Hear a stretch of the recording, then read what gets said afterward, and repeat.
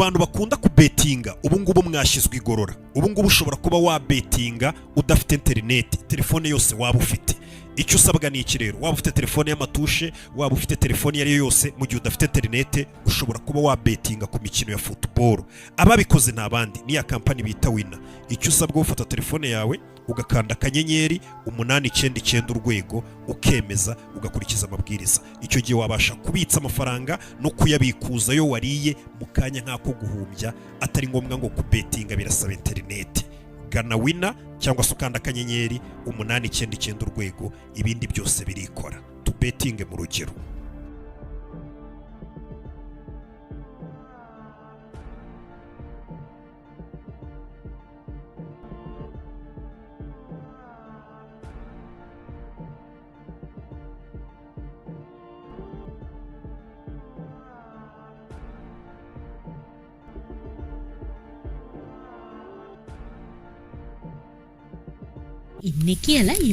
Ya ayo basi, episode yacu ni ya kabiri niyo dutangiye. Iyi filime yacu bayiswe ngo Bon Appetit, sibyo? Kadutangire na Bon Appetit. Abari kurya mwese Bon Appetit. Twarangukiye hakuno aho Kim Young kumwe na wa mukobwa witwa Jeannette bari barangaha, ndetse hari abantu babonye arimo barabatabaza. Uyu mukobwa Jeannette yatangiye kubwira ka Kim Young uti bari abakobwa bari abantu muri kubona bagenda nabaje kureba abakobwa, cyangwa se nabaje kureba abakobwa bibuze gushyira umwami. Gusa aka gakobwa kacu ka Kim Young ko ntabwo kaba kabyumva bitewe n'ukuntu kaba kazi ko 2025 na nyine ntabwo nyine bajya bashimuta abakobwa nk'uko nyine birimo biraba. Mwibutse uyu mukobwa ku batabonye nyine episode ya mbere, iyi ni episode ya kabiri. Episode ya mbere uyu mukobwa yari ari 2025 yisanga 2020 yisanga mu 1400.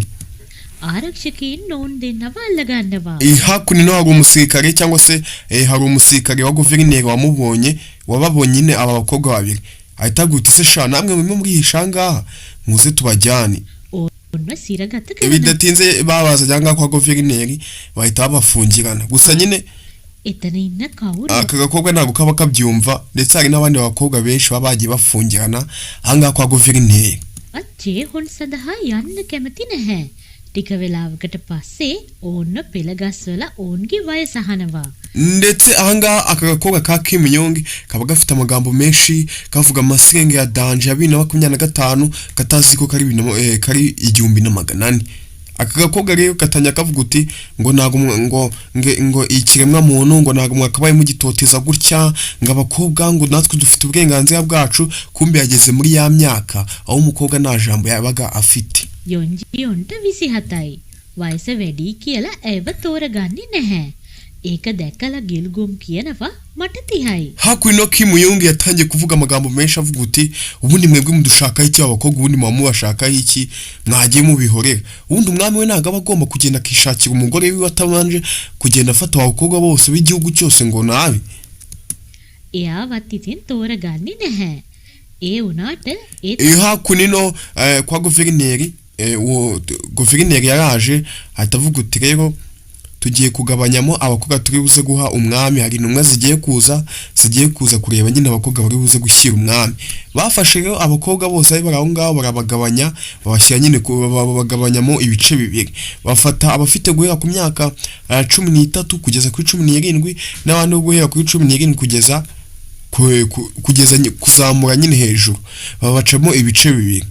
තෝරගත්ත නැති කාන්තාවන් පිරිසට කියනවා barangije bafata abakobwa bafite imyaka 17 20 gutyo nyine bakiri batoya bashyira ku ruhande rumwe, n'abandi bafite kuri 20 kuzamura bashyira ku rundi ruhande. Aho ngo bafite kuri 20 kuzamura ariho harimo na wa mukobwa wacu Kim Young, we yavuze ko afite imyaka 27.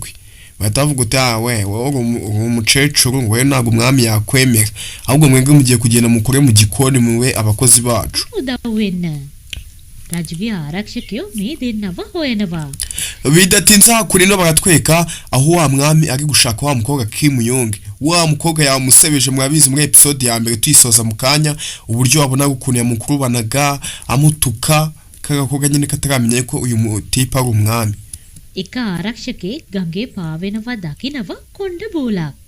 ඒක යෝන්ජියන් hakurino hari umusirikare wabonye akitero ebana ahita yibuka ko ako kitero araka wa mukobwa nyine Kim Yong tu රජතුමා ඒක අඳුරගන්න umwami ahangaha ahita avuga uti byanga byakunda anga niho hanyuze babasirikare ba guverineri ubwo bivuze ngo na wa mukobwa guverineri yamufashe yamujyanye ubwo bivuze ngo ahantu dushaka kuba twashakiye wa mukobwa ni kwa guverineri kandi kuko zanga buza guverineri nizo zaje zirabafata we na Jeannette රජතුමා දැනගන්නවා ගැහැණු ළමයි දෙන්න ndetse ahangaha umwami yahise yishima avuga uti ebana ubwo mbonye wa mukobwa ndaje noneho ndaje ndamwereka isomo ry'ukuntu yansuzuguye uriya musazi gusa ආණ්ඩුකාර කාර්යාලය kumbe abangaba icyo batazi ko nuko uriya mukobwa n'ubundi yaturutse 2025 bikumva nyine imico y'igihumbi na magana ane ntabwo nyine ayimenyereye අරන් යන්නේ නැති කියලා ජේහොන් සඳහා තෝරගත්තු නැති කාන්තාවන් පිරිස baratweka hakuno aho babakobwa bari Jeannette kumwe na Kim Yong anga Kim Yong yageze anga mu gikoni biramutungura abona nyine ibintu bya kera nyine bya bikoresho byose kera bajyaga bakoresha nibijyatangiye nyine kubibona යවනවා මුළුතැන් ගෙට එතන තවත් කට්ටියක් කුයනවා yaraje hakuno abona ikintu cy'icyuma bari gukatisha amasereri n'ibiki byose arebye ukuntu icyo cyuma kimeze biramutunga aravuga uti ye iki ni cya cyuma kuko batwigishije nakibonye mu mateka iki ni icyuma bajyaga bakoresha abatetsi ba kera b'igihumbi na magana ane kumbe icyo atazi uyu mukobwa n'undi ari igihumbi na magana ane ahubwo yavuye 2025 වා යොන්ජියොන් දකිනවා yaraje atanya kubona ibintu by'amasorori amasafuriya icyo gihe bajyaga bakoresha abona nyine na amasafuriya ya kera pe aravuga uti se ibi bikoresho kuko mwacyabibitse kwere ubundi ibi bikoresho twebwe iwacu biba muri mizi ubwo nyine abana ari kubwira nabo bari kumubona bakavuga uti uyu ni umusazi yisariye kumbe n'undi uyu mukobwa yaturutse 2025 yisanze igihumbi na magana ane හිටපු අය සුප් වර්ග කීපයක් හදලා ඇයට තේරෙනවා මෙතන මොකක් හරි වෙන්නේ ndetse ahangaha yatangiye kubona ukuntu abakozi bose bari ahangaha ba guverineri mu gikoni uburyo bari gutekamo abona ni ibintu biciriritse bibi bari guteka nta suku nyinshi ntaki byose atangira nyine kubatonganya bambwiye uti ntago ibintu bikorwa gutya mureke mbere ukuntu ibintu bikorwa තියෙනවා කියලා ඇයි ඒ පිළිබඳව විමසනවා කාන්තාවක් කියන්නේ bidatinze yabwiye abakobwa bari aho ngaho hafi aho barimo barakata ibintu bimeze niba amashuni bari ibiki barimo barabikata nyine tu ase arababwira uti ese ibintu muri guteka ni ibiki ubundi ese abantu mujye gutekera muzi ibyo bakunda abandi baravuga uti twebwe batuzanye anga mu gikoni ngo baratubwira ngo duteke nyine tu ඇයි කියනවා මෙතන හිටපු කෝකියා පැනලා ගිහිල්ලා ndetse uwo mukobwa umwe cyangwa se umugore umwe akomeza abwira uyu nguyu Kim Yong uti twebwe batubwiye ngo tuzanga dutekera abashyitsi ngo agiye kuza abashyitsi ngo tubatekere ibiryo අපිට වෙන කරන්න දෙයක් නැහැ යොන්ජියොන් hanga Kim Yong biramutunga aravuga uti se ese mwebwe barababwira ngo muteke batanabwiye n'ibintu muri buteke අහනවා ඔයාලා kuki mwebwe mutanabanza ngo munitekerereze wenda muvuge ngo mugiye guteka n'ikimwe cyangwa se ngo tugiye guteka ibingibi byose nyine mwese nyine muziranyeho ibintu mugiye guteka ntugupfa kujya mu gikoni mugatemagura imboga gusa nta kintu mugiye guteka අවුරු වෙනුවෙන්ද උයන්නේ ඔවුන් ඒ පිළිබඳව දන්නෙත් නැහැ undi mukobwa wari aho ngaho aramubwira uti twebwe batubwiye ngo rero ngo duteke niyo mpamvu nyine natwe nyine tugomba kuzanga mu gikoni ngo kandi ngiyo umugabo avuze ntabwo tuba tugomba kumusubirishamo ubundi muri iyi myaka igitsina gore cyabaga kiri hasi bagikanga nyine bari hasi pe ariko nyine ahangaha 2025 ahubwo abagore rero basigaye bakubita abagabo we ඒ වෙලාවේ එතෙන්ට පුජ්‍යලෙක් ඇවිත් bidatinze haje akagabo kamwe akagabo nyine gashinzwe abakozi banga mu rugo rwo kwa guverineri n'ibiki byose kaza kubabwira nyine ibintu bagomba guteka abashyitsi bagiye kuza aho baturutse nyine ibintu nk'ibyo tu අට්ටිය රැස් කරලා කියනවා අද හංයන් වල ඉඳන් කෙනෙක් ndetse uyu mugabo yakomeje bwa abakobwa uti mwebwe muteka ibiryo nimwumva biryoshye muhite mubizana tu නවා ඔවුන්ට ආහාර වේල පිළිගන්වන්න අවශ්‍යයි පිළිගන්වන්න බැරි ngo kandi nimuteka ibiryo nyine ngo bikabiha baraza kubakata imitwe mwese ngo abantu bagiye kuza ngo ntago ari abantu nyine barenze ntago abantu nyine boroshye bari aho ngaho bari hasi tu තාල ප්‍රශ්නයක් වෙයි ඒක හින්දා ඒ ආහාර වේල හදන්න bidatinze wa mukobwa Kim Yong yabwiye aka kagabo akabwira uti se ndabishimye pe mutubwiye nyine guteka n'ibiki byose ariko se kambabaza ikibazo kimwe ese abantu mugiye gutekera muzi ibintu bakunda ese bakora ibiki ubundi kugira ngo tumenye ibintu turi bubatekere ඔබගේ උපරිම ශක්තිය යොදවන්න. aka kagabo karamumeneka cyane karaseka karavuga uti uzi n'ibindi wa mukobwa we nta muntu ugomba nyine guca mu ijambo umugabo ari umugore ibyo ntabwo bishoboka uyu mukobwa nawe ahita amusubiza uti rero wa mugabo we ahubwo wowe uri umusazi ni gute uzi ko hagiye kuza abashyitsi benshi ariko utazi n'ibintu muri ugiye kubatekera යොන්ජියොන් ඔහුගෙන් අහනවා ඇයි අපි උයන්න ඕනේ? අපි ඔක්කොම ගෙදර යවන්න. ඔහු කියනවා ඕගොල්ලෝ ජේහොන් වලින් මෙහෙට ගෙනාවා. අවසරයකින් තොරව යන්න දෙන්න බෑ. යොන්ජියොන් කියනවා ndetse uyu nguyu Kimiyungu yatangiye ababwira uti rero nshobora kuba nabafasha guteka kandi tukabatekera nyine ibiryo byiza bizima cyane ariko aka kagabo kagakomeza kabwira uyu nguyu Kimiyungu uti nuramuka utetse ibiryo bibi twese waba dushyize mu kangaratete baraza kutwica nibamara kutwica namwe babice mugomba guteka ibiryo byiza kuko abantu bagiye kuza ntago basanzwe අපි මේක හොඳින් කළොත් ඔයා අපිට යන්න දෙනවද? ඔයා පොරොන්දු වෙනවද? ඔහු පොරොන්දු bidatinze isaza umuhungu wa guverineri uwo mugabo muri kubona yahise aza hakurino ndetse aza kureba uwo mukobwa uzi ubwenge bwinshi cyane umukobwa nyine uri gusubiza umugabo kumva nyine harimo n'amagambo y'ubwenge mu gihe abandi bakobwa baba ikintu cyose bababwiye ngo mugende mukora iki bagahita bagenda nyine ubona bameze nkaho babatekerereza uyu mugabo yaje kureba uyu mukobwa uri kuvuga ayo magambo biramutungura වෙනවා. ඇයට ඒ පුද්ගලයා වෙනුවෙන් හොඳ uyu mugabo yabwiye Kimiyungu uti ese kuko uzi guteka byanyabyo cyangwa nukubeshya ese washobora guteka ugatekera abashyitsi bacu bakishima ubundi kamabwiye neza urugo rwo kwa guverineri abatetsi bose bari barimo babahungishije ariko impamvu babahungishije nuko ngo umwuzukuru wa guverineri uri kumva umwuzukuru wa guverineri abantu bajye guturuka ibwami ngo niwe bashaka kugenda bakamugira inshoreke y'umwami kandi nyine uri kumva guverineri ntabwo yabyemera nyine kugira ngo umwuzukuru we ngagende ngabe inshoreke y'umwami byaba ari ibintu byaba bisubitse rero bagiye barabafata barabahungisha n'abakozi bose bo mu rugo barabahungisha kugira ngo bataza kugira ikintu nyine bavuga මක් හදන්න නම් ඒ පුද්ගලයාගේ රුචි අරුචිකම් පිළිබඳ විස්තර ටිකක් ඉල්ලනවා. ndetse uyu mukobwa Kimiyungu yaravuze uti ngiye kubatekera ibiryo ni mu bikunda natwe muradusezeranya yuko muri buze kutereka tukigendera n'abakobwa bose tukigendera nyine mukanyine mukareka kudukoresha imirimo yanyu tugahita twigendera. හොඳින් සවන් දෙන්න.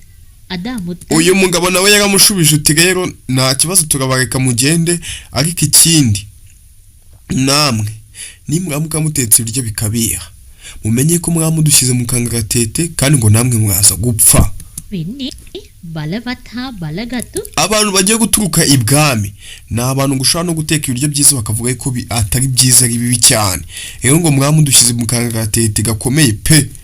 ඉම්පවුලේ පියා සහ පුත්‍රයා yatangiye uyu mugabo yatangiye uyu muhungu wa guverineri yatangiye kubwira Kimiyungu ukuntu abo bantu bameze urabona uyu musaza පියා ඉම්සියෝ uyu musaza ngo wenda nk'iyo niwe ngo ushinzwe kugenda akareba abakobwa beza ari bugenda agashyira umwami ngo noneho ngiyo ageze mu rugo rwo hantu ඔහුගේ පුත්‍රයා ndetse n'uyu musore muri kubona ahangaha we n'uga musaza izindi ntumwa z'ibwami zishinzwe kugenda zigashaka abakobwa zikabashyira umwami ngo bageze mu rugo bagasanga wenda nk'umukobwa wabo bizeye bagiye kureba bagasanga ni mubi kugira ngo nyine batava muri urwo rugo nyine nta kintu bahakuye ngiyo ubahaye ibiryo bahita bavuga uti mwadutekeye ibiryo bibi ngo tugiye kubica iyo abateye ubwoba rero bahita bavuga uti kugira ngo tutabica murazana amande cyangwa se muratanga ruswa y'amafaranga nyine ibintu bitemewe n'ibwami batazi abo ngabo bagenda baka nyine abaturage amafaranga.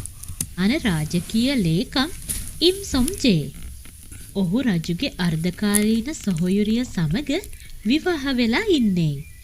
ඉම් සොම්ජේ කියලා ndetse hakuno ngo izi ntumwa zigiye kuzanga kwa guverineri uyu musore uwo musore wundi ngo yahoze nyine ngo ari inshuti y'umwami ngo bakina ngo kira bakira abana uri kumva nyine aba ari umuntu ukomeye cyane uba ugomba kumutekera ibiryo byiza pe යන්නේ ඔටුන්න හිමි කුමාරයා සමග එකට හැදී වැටුණු සමීප මිත්‍ර. uri kumva kera bakira abana na n'ubu ngo ni umuntu nyine uhora imbere y'umwami pe umuntu nyine uba uri hafi y'umwami රන් ඔවුන් ගණන් කළ නොහැකි තරමට rero wa mukobwa w'ikimuyonge ngo nuramuka utetse ibiryo bikabiha umenye ko uraba udushyize mu kangaratete kuko ni ngaho umwami agiye kuza ahangaha uri kumva ariko nyine uri kumva izo ntumwa zigiye kuva ibwami zigiye kuza mu izina ry'ibwami kandi baba baje gushaka umukobwa wo mu rugo umwuzukuru wa guverineri niwe bashaka පවුල් විනාශ කරලා තියෙනවා චේහොන් නිදහසට කරුණක් ලෙස භාවිතා කරමින්.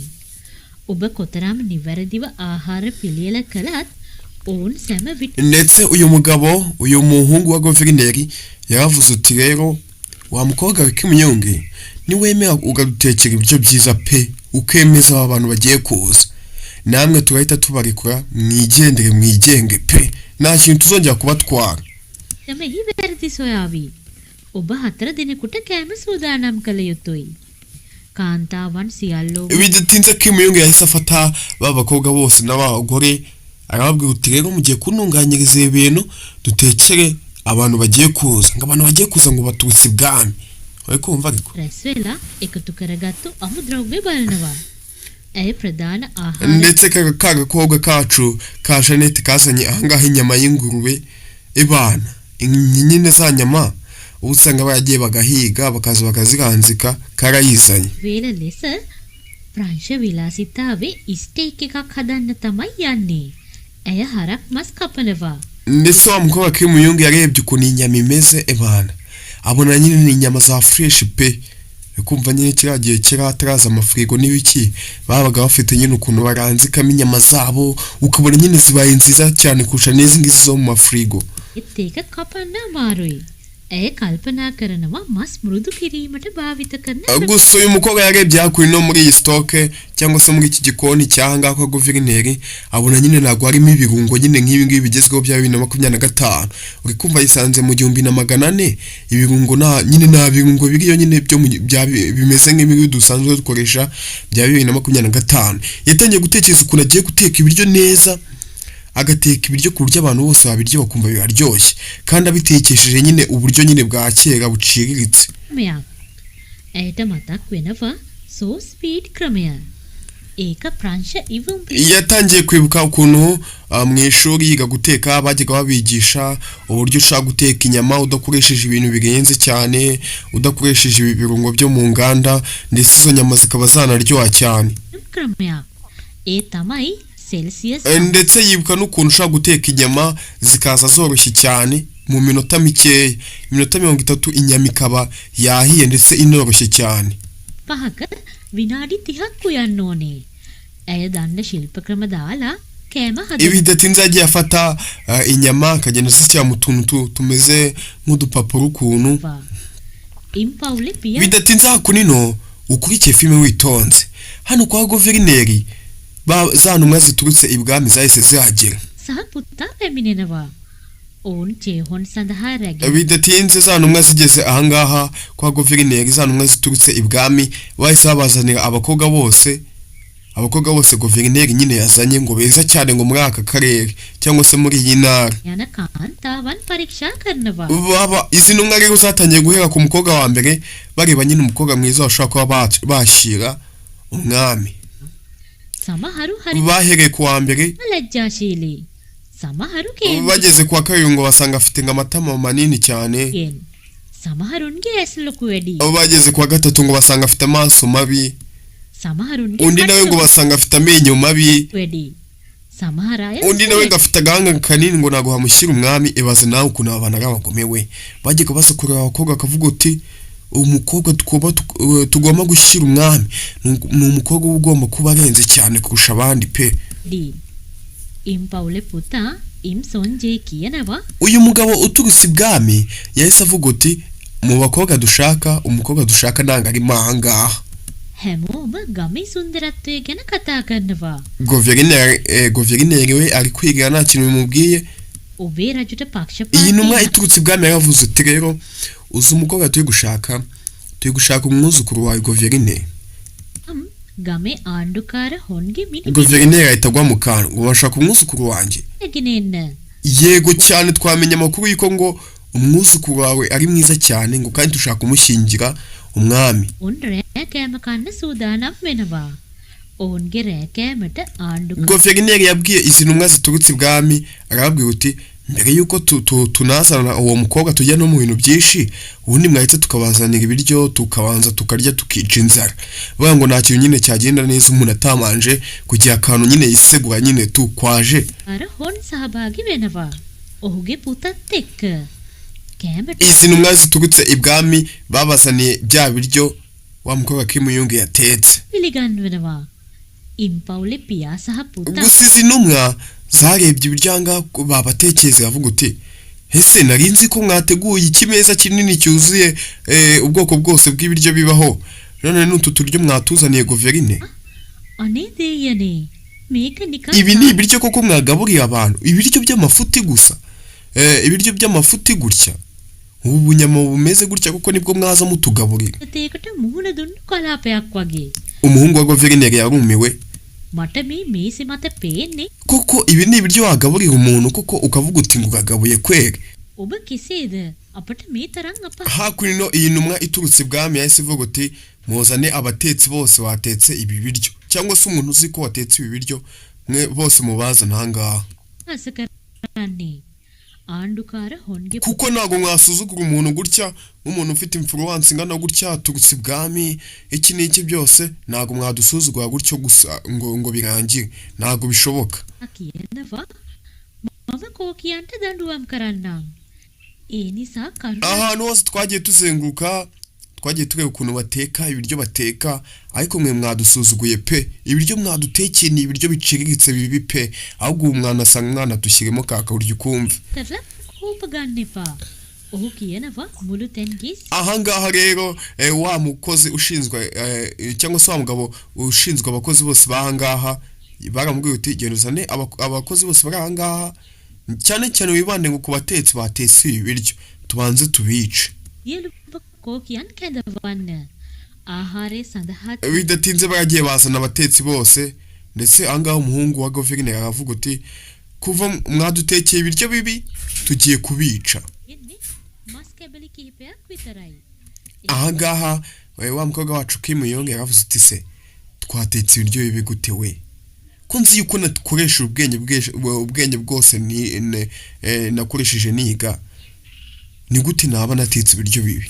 හින්දා ඕගොල්ලන්ට දඬුවම් uyu mukobwa bari umunyabwenge wa danje ndetse kubibuka episode ya mbere twatangiye episode ya mbere ari mu marushanwa yo guteka ndetse agatsindira ibihumbi 400 by'idolari agiye no kujya muri restaurant bitwa ngo Michelin restaurant irenze cyane ku isi ariko aho ngaho byari 2025 ahangaha yisanze ni 1400. කරනවා.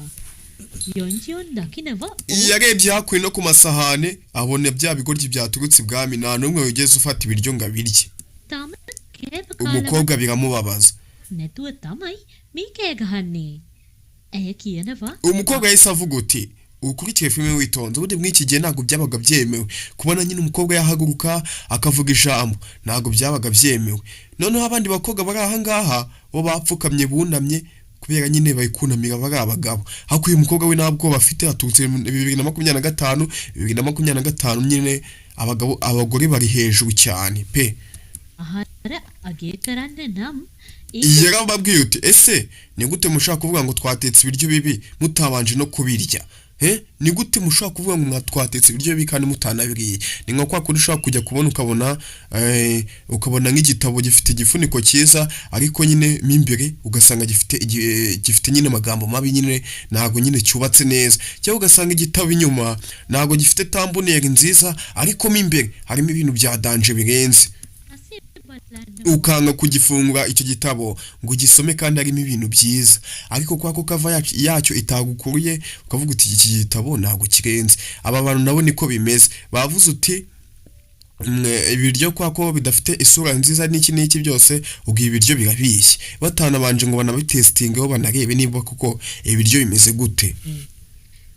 ඉම්පවුලේ පුතා සොන්ජේ කියන iyi ntumwa iturutse ibwami byarayitunguye iravuga uti ese sha wa mukobwa we uratinyuka ukajya mu bantu ukavuga koko nawe koko uri umukobwa hari umukobwa utinyuka akajya imbere y'abagabo akavuga ඔබ අපිට හරිම විනෝදජනක සංදර්ශනයක් සූදානම් කරලා තියෙනවා. ndetse ahangaha bahise bahindukirana guverineri baramubwira uti mbere yo kutugaburira ibiryo bibi unaduteje n'abakobwa uduteje abagore ubundi mw'iyi myaka cyaraziraga pe cyaraziraga ku buryo nyine uri kumva mw'iki gihe umugore nyine ari hejuru pe iki gihe rero muri iyi myaka ntago nyine umugore ntago bajyaga bamuha agaciro cyane nko muri iki gihe niyo mpamvu rero සමහර විට මම uyu mugabo yakomeje avuga uti guverineri turaza kuguca amande kuko ibi bintu dukoreye ntago bivugwa pe ibi ntago ari ibintu by'abantu by'abagabo turaza kuguca amande uraza kuduha ruswa ntago twapfa kugenda gutyo gusa kandi ikindi turaza kujyana n'umwuzukuru wawe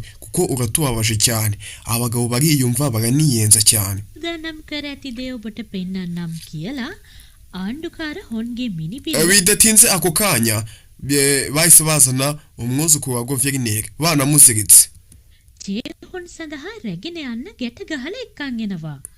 ආණ්ඩුකාර හොන් ndetse izi ntumwa ziturutse ibwami zavuga uti wowe uriya mwuzukuru wawe tugiye kumujyana tumugire inshoreke y'umwami bamugire indaya y'umwami ibaze nawe icyo kintu uri kumva ukuntu baba bagutesheje agaciro nko kugenda ukabwira umusaza ukavuga uti umukobwa wawe tugiye kumugira wenda nk'indaya ya runaka iki n'iki byose kandi ku ngufu ni ibintu bibabaza ku babyeyi murabizi ඔයා මගේ පුදුමයට කැමතිද? කෑම ඇත්තටම රස නම් අපි පිට barangije baravuga uti nakariya gakobwa katetse ibiryo tugiye kubanza ubundi tukicira imbere y'amaso yanyu umukobwa ahita yikanga bagiye kunyica හැබැයි නැත්තම් ඔයාගේ මිනිබිල mbere yo kudutekera ibiryo bibi rwose mwadusuzuguye bihagije guverineri ugomba no kwica amande රැගෙන යනවා. uraza kuduha ruswa wa musaza we guverineri yarababaye abona ukuntu bamurenganyije kandi ibiryo si babiriyeho ngo bumve ukuntu bimeze nimba binabishye bagiye kumujyanira umwuzukuru we none barimo banamusaba na ruswa urebe ukuntu abantu barengana රාජකීය ආඥාවක්. යොන්ජියොන් දැනගන්නවා මෙයා තමයි ජේහොන් පරීක්ෂක සොන්ජේ. ඔවුන් දෙන්නා bidatinze ukurikire filime witonze sibyo nari nagoswe ukurikire filime witonze wa mukobwa Kim Jong kumwe n'uyu muguverineri baravuze uti rero mwana umwe mwese turutse ibwami mbere yo kuvuga ngo ibiryo byacu ntabwo biryoshye basi mwabanjije mukabiryaho mukamenya nimba biryoshye cyangwa bitaryoshye mbere yo kubanza mukadusuzugura gutya ndetse izi ntumwa ziturutse ibwami ziravuga uti nitwumva ibi biryo bibishye turaza kubica mwese kandi ikindi uraza kuduha amande umukobwa wawe turahita tumushyira inde umwami azabe nyine indaya y'umwami noneho izi ntumwa nazo ziravuga uti okay ntacyo nitwumva biryoshye ibi biryo byanyu turaza kubareka amahoro twigendere. රස බලනවා. intumwa imwe yariye ibiryo ukurikiye filime witonze එය කවදාවත් ඔවුන් විඳලා නැති රසයක්. iya kabiri nayo irya ku biryo ඒ මස් කටේ දිය වෙලා යනවා. මේ වගේ sauce bariye ibiryo batangira kubona ibintu bidahari bitewe n'ukuntu ibyo biryo biryoshye umukobwa yagiye ateka ibiryo pe ateka ibiryo biryoshye baragiye barya ibiryo barumirwa batangira kubona ibintu bidahari kubera ibiryo bariye byonyine වෙන කොහෙවත් තියනවද? හිත හිතා කෑම ගන්නවා. ඔවුන් එකපාරටම umugabo yariye inyama iyi ntumwa y'ubwami yariye ibiryo atigeze aryaho kuva yavuka pe ni ibiryo ntago bifite isura nziza ariko yarabiriye ebana ahita yumirwa uburyo biryoshye කෑම එක නවත්තලා කියනවා මේක නිකම්ම නිකන් ariko kubera yuko aba bagabo ari abantu babiyemeza n'iki byose bahise bavuga uti ibiryo byayo ntago biryoshye birabishye kandi kuko ibiryo babiriye bumva biraryoshye ariko nyumvira bahise bavuga ngo ibiryo byayo ntago biryoshye kugira ngo bataza guseba. නම්බගත්තු හරක් මස් පිඟානක්. ආණ්ඩුකාර හොන් කියන්නේ ඇත්තද කියලා බලන්න කටක්කාර guverineri nawe yariye kuri ibi biryo yumve kuko nimba ibyo biryo biryoshye. ඔහුට තේරෙනවා yariye ku biryo arumirwa uyu musaza. ඔහු කෑ ගහනවා. yaravuze uti imyaka 60 yose maze kuri isi sinigeze ndya ibiryo bimeze gutya pe kuki muri kuvuga ngo ibiryo birabishye kandi biryoshye pe. කියන්නේ mwabagabo mwe ntago mujya mushima මම මගේ ජීවිතේ කවදාවත් මේ umusaza byaramubabaje ahangaha hakunino දෙයක් රස විඳලා නැහැ. ආණ්ඩුකාර හොන් කියනවා atangira gutukana avuga amagambo mabi yavuga uti mwebwe ikintu mumaze ni ukurya imitsi y'abaturage gusa mugenda mwaka uturuswa twa hato na hato mutabanza no kureba n'ubundi mutareba ibyo abaturage bakeneye n'iki byose ni gute mwavuga ngo ibiryo birabishye kandi biryoshye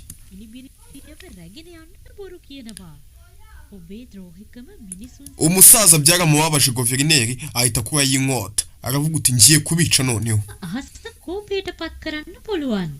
ඔහු කඩුව අරගෙන මේ වගේ gusa atarakuba yinkota ngo atangire arwane umuhungu we yahise aramufata kugira ngo ataza gukora amabara රෝහින් මගේ අතින්ම මැරෙයි කියලා umuhungu we yaramubwiye uti itonde udakora ibintu utaza kwica abantu kuko igiturage cyose bahita bakica kumva n'abantu baturutse ibwami bafite ubushobozi pe අන්නේ අන්ති ඔහුගේ පුතා ඒක බලක් umuhungu abwira papa we uti papa itonde abantu ntago basanzwe ubitondeke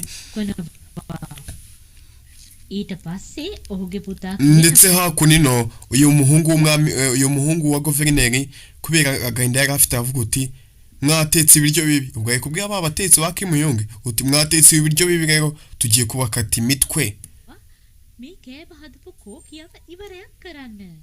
ariko nyine nawe ntago nyine aba bivuze kubera ko abishaka ni ukugira ngo nyine ibwami bataza nyine kubanyaga n'ibiki byose kiragiye nyine muri ya myaka ntago byabaga ari ibintu nyine birenze tu ජියොන් කෑ ගහනවා.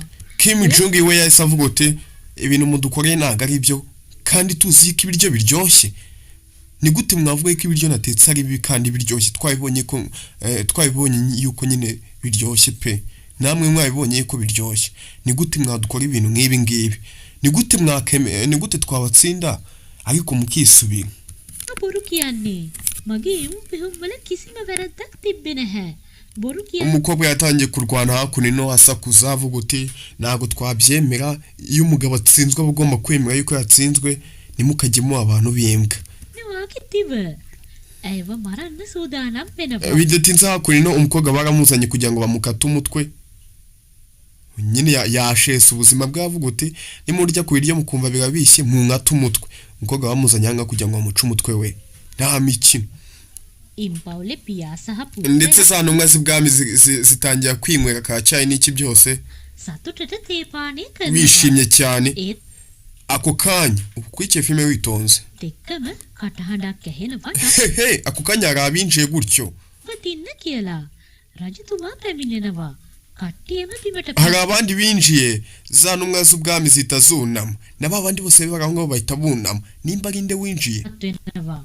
යොන්ජෝ kumbe hakunino wa mwami yahise yinjira wa mwami twatangiye episode ya mbere wa mukobwa Kimuyonge ari kumukurubangana amutuka ambwira uti wacyana we ibiki n'ibiki byose amutuka umwami yahise yinjira ukurikiye filime witonze mbibutse uyu mwami nawe ari gushaka agakobwa Kimuyonge urabizi ukuntu kamunyuzuye n'ibiki byose ගාවටම රජු ඇවිත් කියනවා ඔයාගේ yaraje hakunino ahita avuga uti wow turongeye turahuye koko ni wowe wa wundi wari uri kunoteza uri kunkurubangana n'ibiki byose ndongeye ndakubonye bwa nyuma na nyuma ඔයා කියන තරම් රසවත් නම් මං ඒක තනිවම උත්සාහ කරලා බලන්නම්.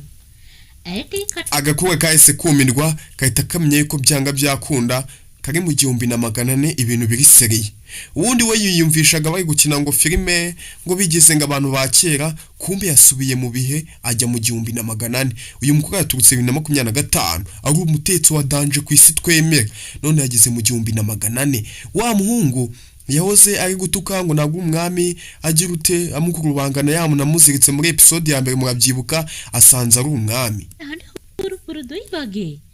අර මෝඩයා නම් umukobwa yahise yumirwa වෙන්න බෑ කියලා ඇය ඉස්සිලා බලද්දි පුදුමයට පත් වෙනවා. yarebye hakunino abona neza kuko wa mungu bari kumwe kare niwe mwami niwe abantu bose bunamiye ඉන්නේ ඔහු. යොන් හොයිගොන්. ඇයට මතක් වෙනවා Kimuyonge nawe yahise yumirwa rwose umukobwa arumirwa avuga uti yewe baranyishe bagiye kunkata umutwe noneho nasuzuguye umwami kwaka kageni කරපු දේවල් ඔහුට. රජුට ඇයගේ ආහාර පිළිගන්වනවා. රජු කියනවා uyu mwami yaravuze uti ese ko ndi kumva muri kuvuga washakuje cyane uvuga uti ngo ibiryo byanjye biraryoshye n'iki aravuga uti wa mukobwa we ngiye kurya kuri ibiryo byawe ninumva bitaryoshye nahita nkukata umutwe nkwice sibyo මුලින්ම ඔයා ඇවිත් රස බලන්න. umukobwa nawe ahita abyemera aravuga uti mwami ukoresha ukuri kwawe nturengere nako ntiwibere ukoresha ukuri kwawe nanjye rero ibi biryo nyine n'ubiryo kuva biraryoshye nanjye muraza kuturekura n'abakobwa bose bafashe mutureke twigendere. එයා කැමැත්තෙන් වුණත් හරි කියන රස බලනවා. ndetse umwami yaravuze uti wa mukobwa we banza urye kuri ibi biryo kugira ngo nyine utibitazanye mutaza nyine kuba mwabirozi. තටම හරිම රහයි. umukobwa arabanza arya kuri ibyo biryo. ඇයගේ මුහුණ දීප්තිමත් වෙනවා. රජු හිතනවා ඇය කලින් හදපු බිබිම්බැප් වලට වඩා හොඳ නැත්. ndetse hakunino umukobwa yaratekereje avuga uti ibi biryo wa mungana ubundi biraryoshye reka ko batagiye kunyica afite ubwoba bwinshi cyane. ඇයගේ බලාපොරොත්තු බිඳ වැටෙන්න පුළුවන්. ඔහු කටක් කාලා බලනවා. ඔහුව වෙවුලා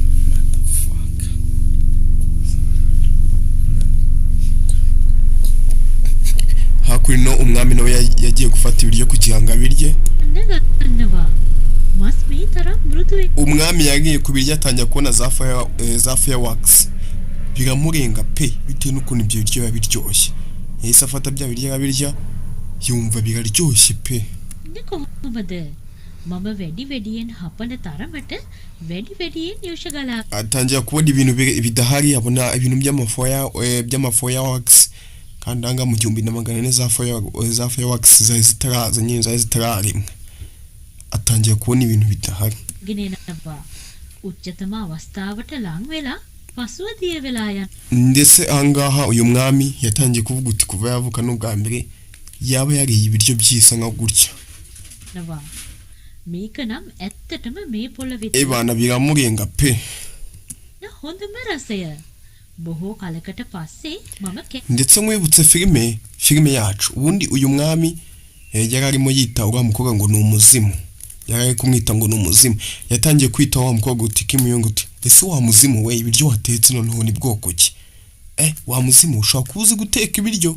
uyu mwami we akomeje gukeka ko uriya mukobwa ari umuzimu. මිනිසාහිමකට පත් වුණා. යොන්ජියොන්ට හිතෙනවා. Kimuyongo yahise yumirwa avuga uti natetse ibiryo byiza pe. මම ජීවත් වෙන්නයි යන්නේ. රජු අහනවා ඇයි ඔයාලා කෑම ගැන මෙච්චර දරුණු විදිහට විවේචනය කළේ? රජු යොන්ජියොන්ට කියනවා ඔයා කිව්ව නේද කෝ. ndetse hakunino uyu mwami yahise avuga uti wa mukobwa we rero bana ibiryo watetse pe ntago bibaho n'ubwambere kuva nabaho narya ibiryo bimeze nka gutya. ariko nanone uyu mwami akomeza avuga uti ibi biryo byanyibukije kera. usanga bidatinze umwami yahise asohora babakobwa bose babatetsi ndetse na Kimuyongo aramusohora ahita asigarana hakunino na guverineri kugira ngo baganire. පවසනවා කාන්තාවකගේ වැළඳ ගැනීමේ ග්‍රහණයට. ahangaha guverineri yatangiye kuganiriza umwami amubwira uti umwami ibintu byo kuyobora ugenda ufata abakobwa ubonye bose uvuga ngo ugiye kubarongora n'ibiki byose ibyo bireke pe. ahubwo wowe ita ku nshingano z'igihugu abantu b'abacengezi n'ibiki byose mbese uyu muguverineri uyu musaza aba ari kugira uyu mwami inama. හසුවෙන ඔබ රාජ්‍ය කටයුතු නොසලකා හරිනවා. අධිකරණ නිලධාරීන්ගේ ජීවිත ndetse anamugana ukuntu igihugu cyabo ubukungu baba bugiye kugenda bukamanuka bukajya hasi ndetse yuko ngo n'abandi bantu bose aba yarajyaniye abana b'abayobozi ngakajya kubagira inshoreke ziwe ngo baba bashobora kuzamutera umunsi umwe. වලට වටිනාකමක් දක්වන්නෙත් නැහැ. ඔබේ ජනතාවගේ ජීවිත දෙස පහත් කොට බලන්නේ ඇයි? uyu musaza guverineri akomeje kuvuga amagambo menshi umwami ntibyamushimisha. ඔබේ නිලධාරීන් umwami ahita arakara. ඔබට ගරු නොකරන්නේ ඇයි?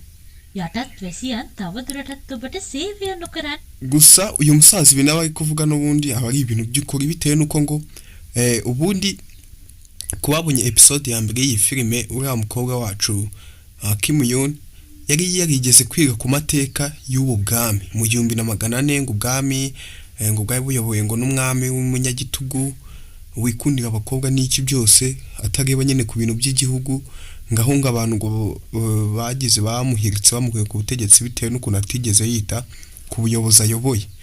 rero ahangaha ni ibiri kuba ඇයි? උතුමාණෙනි, කරුණාකර ඔබේ සිහි කල්පනාව සහ ප්‍රඥාව නැවත ahubwo umwami ikintu yakoze yahise ahaguruka n'umujinya abwira wa muguverineri uwo musaza uri kubona upfukamye aramubwira uti rero ikintu ugiye gukora musaza we ngiye kukubabarira kubera ko umbwiye amagambo mabi n'iki byose ukanyurira ngo ndi indaya ngo ndi iki byose ubu ngiye kukwirukana mu bwami bwanjye බාගන්න. රජු කඩුව දික් කරලා ඔහුගේ දිහාවට ඒක ආයෙත් ndetse akamubwira ngo nakomeza kuvuga amagambo menshi araza guhita mukata umutwe ahangaha rero umwami ahita avuga uti icyo ngiye kugukorera ni ukumvira mu bwami ukagenda kera ubundi kera muri iyi myaka ubundi kukwirukana mu bwami kukwirukana nyine mu bwami tu cyabaga ari ikintu kibi nk'ubu umuntu akwirukanye mu gihugu nabiba birenze ko abantu musigaye muzi indimi nyinshi ariko nk'iki gihe nyine muri iyi myaka iyo bakwirukanaga mu gihugu waburaga ahantu ujya ubuzima bukagucanga ibyo wavunikiye byose ukabibura ngo biba birutwa nuko nyine bashobora kuba banakwica දැන් ඔබේ මිනිබිරියගේ ජීවිතය අනතුරේ. දැන් ඔබ රාජ්‍ය කටයුතු ගැන කනස්සල්ලෙන්ද? මට දැනෙන විදිහ ගැන ඔබ මොනවද දන්නේ? ඔබට කළ හැකි කිසිවක් නොමැති.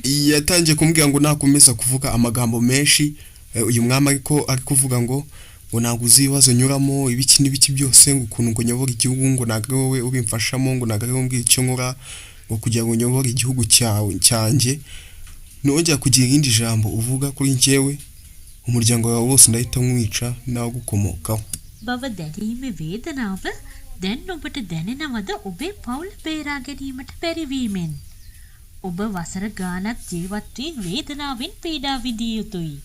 ඒක තමයි මම වාට ndetse ambwiye ko ngo imitungo yose afite yagiye guhita agenda agahita ayitanga natitire yuko ari guverineri w'intara yamuhaye agiye guhita bimwambura byose bitewe n'ijambo ryonyine avuze amubwira ngo umwami yobora igihugu uva muri ibyo ngibyo byo kuvuga ngo abagore n'ibiki byose ahubwo nyine uyobora igihugu cyawe ahangaha umwami byaramurakaje cyane නදඬුවම මගේ අම්මව මරණයට ගෙනියපු එකට අපරාධකරු එළියට ඇද දමන්න තම රජුට අපහාස කළ තැනැත්තා ඔහුව ඈතම කෙළවරට පිටුවහල් කරන්න යොන්ජියොන් කියනවා කොහොම හරි අපි baratwereka hakuno wa mukobwa Kim Jong yatangiye gutekereza ukuntu 2025 yize yuko ngo hari umwami wigeze nyine kuba umunyagitugu bakaza kumukura ku buyobozi bitewe n'ukuntu yari indaya azize nyine icyo kintu cyo kuba ari indaya bakamukura ku buyobozi bitewe n'ukuntu atigeze nyine yita ku bwami bwe ahangaha uyu mukobwa yatangiye kubyibuka yuko yabyize 2025 none iyo nguyu yize y'amateka 2025 niyo iri kubaka kanya 1400 uyu mukobwa yageze mu 1400 මාලිගාවට යනවා කිව්වා මේක නරකයි දේවල් තවත් නරක අතට හැරෙනවා අපි එතනට යන්න ndetse ahangaha wa mukobwa Kim Jong kumwe na Jeannette bahise babazana hakuno barabafunga ariko umukobwa akibaza uti se kubera icyo mwamagira ubugome namubwiye ngo nine kibiryo akumva biryoshye araza kutekura tukagenda none tuge yadufungiranye ubundi bitebye කලි මට ආපසු යන්න ඕනේ ගිල්ගුල් මහනවා ඒ කොහෙද ndetse ahangaha uyu mukobwa avuga ko ababwira aka gakobwa Jeannette ko ngo we yatutse mu 2025 akanga noneho Jeannette nawe abari kumwizira avuga uti ese uzanjyana nanjye mu 2025 nzare ukuntu azaba ameze umukobwa akamubwira uti hari igitabo cyanjye nari mfite nicyo cyanzanye mu 1400 ඔයා මං ආපු තැන විශ්වාස කරන එකක් නැහැ මම අනාගතේ ඉඳන් ආවේ මම ඒක විශ්වාස කරනවා ඔයාව ndetse amubwiye ko ngo igitabo cyiwe cyari kirimo cyangwa se igikapu cyari kirimo ibyo bitabo bye byamuzanye anga mu 1400 ngo yakijugunye nyine tu yahuye ngo n'uriya mwami akamutesha kiganuka ahantu mu manga ngo babagomba kugishaka icyo gikapu දින්දැක්ක වෙලාවේ මට කවදාවත් දැනිලා නැති සුවඳක් දැනුණා ඒ වගේම ඔයා මම කවදාවත් දැකලා නැති දේවල් හැදුවා ඉතින් මං ඔයාව විශ්වාස කරනවා yatangiye kumuganiriza byinshi kuba ari umutetsi ngo buryo yagiye yiga ngo mu bigo bikomeye by'ubutetsi ndetse ngo n'uburyo ngo yarabonye certificate ishaka kumwemerera kujya gukora mu kigo bitwa Michelin cyangwa se resitora bitwa Michelin irenze cyane ku isi cyane 2025 kandi koko iyo resitora ibaho ni resitora iba muri Korea y'Amajyaruguru ni resitora nyine ijyamo ibyamamare gusa මම ප්‍රංශයේ ඉඳන් කොරියාවට ප්ලේන් එකකින් ගියා. ඉතින් මම නා ndetse uyu mukobwa Kim Jong ahita abwira ka Janet uti se inzozi zawe ni izi undi nawe akamusubirishamo ngo iki inzozi ni ibiki kumbe mw'iyi myaka mu 1400 ukumva igitsina gore cyari kiri hasi ntago bajyaga batekereza ngo nzabiki nyine ngo bagire inzozi ho babaga bazi inzozi zabo nukugira umugabo bakabyara bikarangira ariko ahangaha ariko ubu ngubu nyine 2025 uyu mukobwa Kim Jong havuye 2025 umukobwa nyine agira inzozi akavuga uti ngiye nshaka kuzaba iki nyine tu nuko කාමරේට ගිහිල්ලා පොතක් දිගෑරියා. මම මුල් පිටුව කියෙව්වා. මැජික් පොතක් වගේ. ඒක මගේ හෑන්ඩ් බෑග් එකේ. දැන් මට වැදගත් දෙයක්. ndetse ka Janet katunguwe no kumva yuko uyu Kim Jong azi ubwenge bwinshi cyane kandi ngo nyine ameze nk'abantu b'abagabo nyine tungukira muri iyi myaka mu 2000 nta mugabo nyine nta mugore wajya kuvuga uti ngo nzaba iki yatunguwe n'ukuntu nyine ka Kim Jong gafitanye n'ubwenge gafite IQ y'ubwenge iri hejuru තේරුණා. මට පොත තියෙන බෑග් එක හොයාගන්න වෙනවා. රජතුමා එළියේ ඉන්නවා දැකලා සොන්ජේ කියනවා bidatinze kuri no hari abaje baravuga uti za ntumwa z'ibwami zaraje ziravuga uti babakobwa mu barekure bigendere bariya nyine ba Janet bafungiranye hariya babareke bigendere මනි එළිය සීතලයි ඇතුළට යන්න. රජතුමා ඔහුට විහිළුවට පහර දෙනවා. hakuno nawe yatwereka noneho aho ya ntumwa y'umwami yari kumwe n'umwami barimo barakina iyi ntumwa y'umwami rero ngo kuva na kera ngo yahoze ari inshuti nyine n'umwami bakina n'iki byose hangari bari kuganira bavuga ukuntu uriya mukobwa Kim Jong arenze mu guteka ariko nanone uyu mwami akavuga ngo Kim Jong buriya ngo ni umuzimu ngo yaturutse 2025 bo bazi ngo ni umuzimu kandi nyine ntago ari umuzimu turabizi abatangiye nyine episode ya mbere සොන්ජේ කියනවා ඒක ටිකක් මන්දගාමී. දෙන්න විහිළුවට රණ්ඩු වෙනවා. umwami kumwe na ya ntumwa y'ibwami batangiye gukina imikino nyine yo kurwanira aho ngaho y'amafuti kwa kundi baba bagwenjoyinga nawe urabizi by'abakire. දුව අවසන් වුණාට පස්සේ රජු කියනවා සොන්ජේ අර කෝකිය සහ ඇය සමග සිටින ගැහැණු ළමයා හැරුණා. ndetse ahangaha iyi ntumwa y'ibwami ishinzwe kugenda ikazana amakobwa ikabashyira umwami yabwiye umwami uti ese waba ukeneye umukobwa ngende mukuzanira umwami ahita amubwira uti oya nta mukobwa nyine පිට අද චේහොන් එකට අල්ලගත්ත ගෑනු ඔක්කොම නිදහස් කරන්න. ආණ්ඩුකාර හොන්ගේ මිනිබිරියවත්. ahangaha umwami aba yamashino no kwitekereza akavuga uti biriya bintu burya najyaga nkora byo kugeza indagaza n'abakobwa burya biriya bintu n'ubugoryi reka mbitekereze reka mbyihorere nyine tu ahangaha umwami nibyo yari batekereza avuga ngo ibintu byo kujya mu bakobwa n'ibiki byose agiye kubireka. ආණ්ඩුකාර හොන් පිටුවහල් කරාට පස්සේ ඇය කොහොමත් රජේ වහලියක් වෙයි. උතුමාණෙනි චේහොන් ya ntumwa y'ibwami yarabyumvishe iratungurwa kuba nyine umwami atagiye kuzayangaza n'abakobwa ngo nibiki bitewe n'ukuntu buriya ka Kim Jong kari kabwiye iyi ntumwa kari kabwiye umwami uti nindamuka netse ibiryo byiza muzahita uzajya ureka abakobwa nyine tu ntabwo nyine uzongera kukwirwa ufata abakobwa ngo bagire nyine ngo indaya zawe cyangwa inshoreke zawe. කොබෝ කලබල කළාද? රජුට මතක් වෙනවා යොන්ජියොන් කියපු කතාව. යොන් හොයිගොන් රජතුමා ahangaha umwami yatangiye kwibuka uburyo ka Kim Jong kari karimo kamubwira ngo buriya ngo umwami ngo cyangwa mu bagore ufite abagore benshi ngo ntago aba ari byiza ngo buriya ngava no ku butegetsi vuba. අට ගෑනු පිස්සුව තිබුණා කියපු එක. uyu mwami rero yumvishe kaga kuba kamubwiye nyine ibintu bya danje bya bintu nyine byubaka nyine tu uyu mwami nyine nawe ahita yumva nibyo.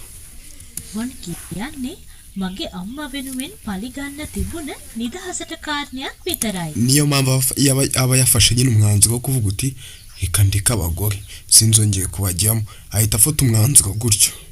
ඔයා ඒක දන්නවා.